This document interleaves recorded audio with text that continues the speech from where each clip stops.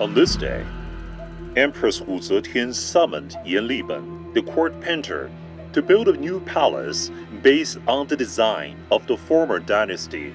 To fund this project, Empress Wu not only collected taxes around the country, but also deducted 1 month of wages of all the civil and military officials.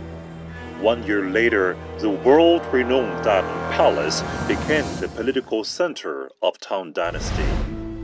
Empress Wu and her husband Li Zhi lived in the palace of Supreme Being at the time, where they just moved in. It was a grand and a magnificent palace. So why did Empress Wu spend much manpower and money to build a new palace in a hurry?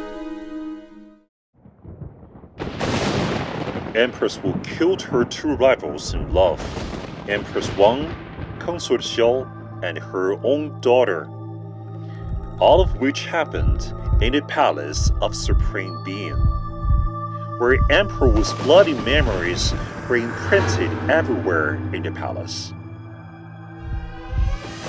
So did Empress Wu build a Daming Palace to escape torture from her nightmares?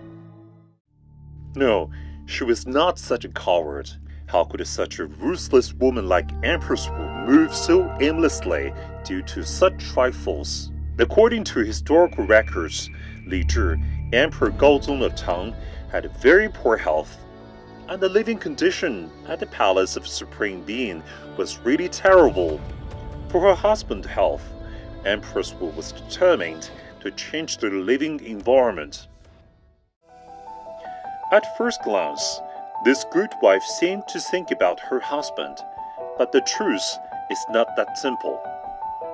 Empress Wu realized a long time ago that many people in the government wanted her death.